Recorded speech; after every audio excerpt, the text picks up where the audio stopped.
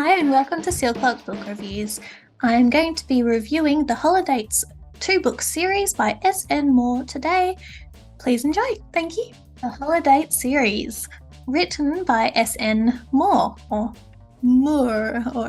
I'm not quite sure how to pronounce her last name.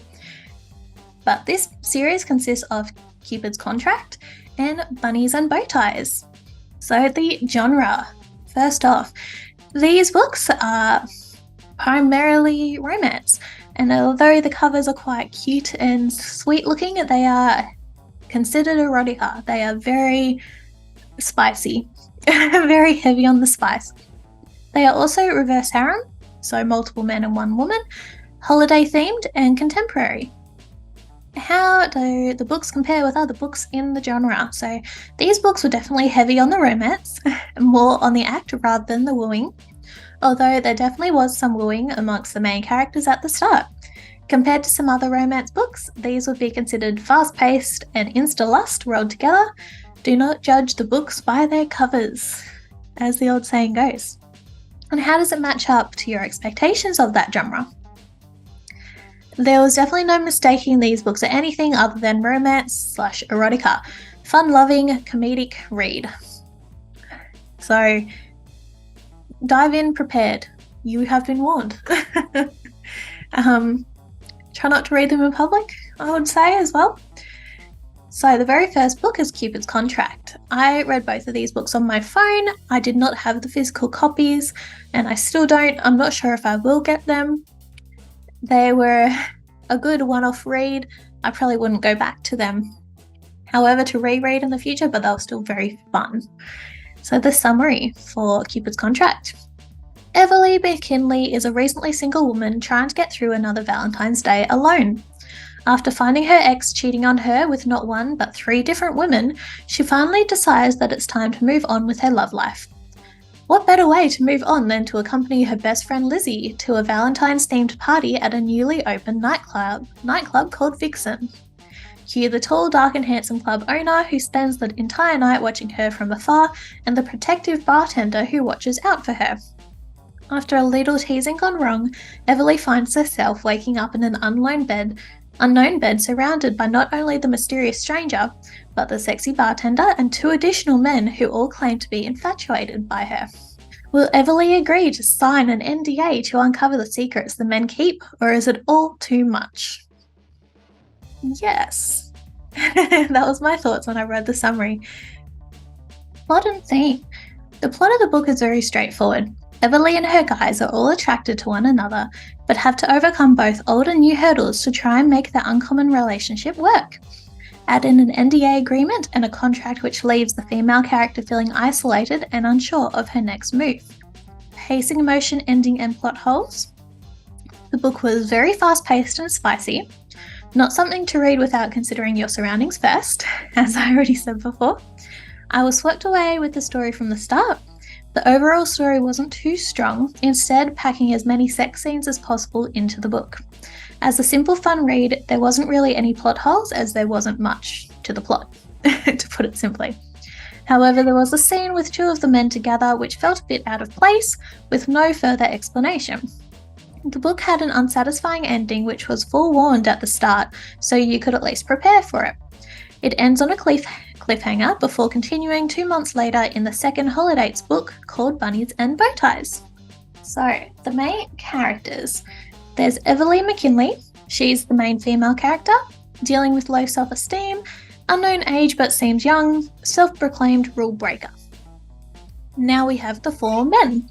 So there's Callum McCall, leader of the group, tall, dark hair and covered in black tattoos, needs to be in control, first to fall for Everly and seems the most attached, and biological brother to Jax.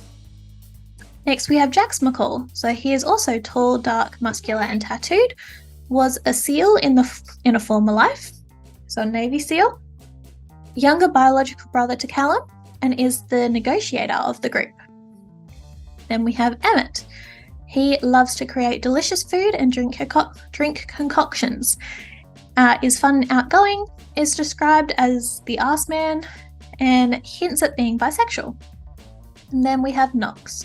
He is described as another muscular man, acts like an excitable puppy, doesn't like to be too serious, and doesn't know much more. We don't know, I can't speak. We don't know much more about Nux at this point in time. And then for the second book, we have Bunnies and Bowties, which is the official book 2 in the Holidates series. And at this point in time, there's only these 2 books out, and they do not really end on a cliffhanger either, so that's quite good. Okay, so the summary. Picking up 2 months after the conclusion of Cupid's contract, Everly must come to terms with the decision she has made. What better way to move forward than to attend another holiday-themed party at the exclusive Club Vixen? After a little friendly coaxing, Everly is soon walking in the front doors of the one place she would rather not be. Following 2 accidental encounters, one hotter than the other, Everly must decide what she would be willing to live without to be with the ones she wants most. Needing to clear her head, Everly leaves for an Easter family vacation at her parents' lake house, only to find her weekend mapped out for her by her meddling family. Dates, games, and competitions should be enough to distract her from her upcoming negotiations. However, this weekend holds more than she originally expected. I did not write much for the plot and theme for these 2 books at all. These were my very first reviews I wrote, so I wasn't quite sure how to fill it out. So as with the first book, the plot is quite straightforward. Everly must decide if she is willing to change her perception of the future for what she ultimately wants most of all. That pretty much is the whole plot of the book. As I said before, it is not very plot driven. It's more spice driven. And then for the pacing, emotion, ending, and plot holes, so the book is once again fast-paced and extremely spicy. With an Easter holiday theme instead of the Valentine's Day theme previously featured, the story revolves around an Easter weekend away from home. As more of a fun read, the story didn't really have any plot holes similar to the first book. Like the first book, there was a strange chapter that seemed to come a bit out of nowhere. This time it was from the point of view of Everly's brother, without any of the main characters in it. The scene from the first book that felt out of place was addressed in this book, providing the explanation I felt it required. The ending of the book was fairly satisfying, with room to grow if the author were to write more. And she has actually written that she does plan to write the books from the men's point of view, and also to write some other ones. This may be why she put in the strange chapter with Everly's brother. She means to address it in a later book. At this point in time, though, it is just a bit out of place. And then a bit about the main characters once again. It's the same main characters, I just put a bit more about them. So Everly McKinley, I added, has come out of her shell more since the first book and has an imaginary provocative elephant friend called Bertha, because why not? Callum McCall, we have that he went to business school and he became an orphan at 7. Jax McCall seems the most serious and forceful of the group and became an orphan at 5, which shows that there's 2 years difference between the 2. Emmett, confirms he is attracted to both sexes, so he is actually bisexual, which was only hinted at in the first book. He has a few piercings, he went to culinary school and found the others in a foster home at a young age. So they all grew up together pretty much. And Knox, we confirmed that he was a Navy SEAL along with Jax, and they found the others in foster home at a young age as well. So these 4 boys all grew up together as kids in a foster home. Knox and Jax went off to become Navy SEALs for a while. Emma went to culinary school and Callum went to business school, and then they all came back together when they became adults and went on from there. So it was good. It had a bit more of their backgrounds in this book. So the recommendation, if you're looking for a quick and easy holiday themed read, then look no further. These holiday themed books were not too short in my opinion.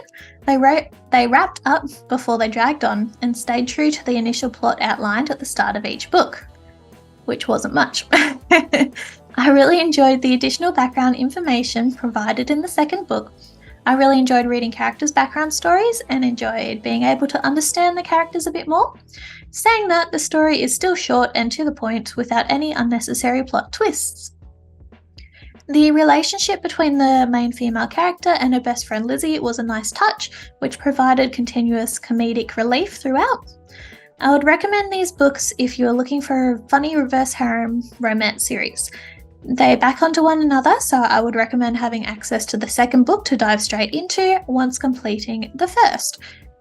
So if I didn't know that the author did want to write more, I would say that this is a duet, not a series. But there's still potentially more to come. And my review, I gave these 2 books 3.5 stars out of 5. These were extremely funny reads. I loved how the second went further into the background lives of the 4 men. Overall, and funny and smutty series. That's pretty much all they have about them. They're not deep. So if you just want something easy and fun to read, then definitely give these ones a go. Otherwise, give it a pass, it's up to you. So that was the Holidates book series written by SN Moor. Thank you for watching. Bye.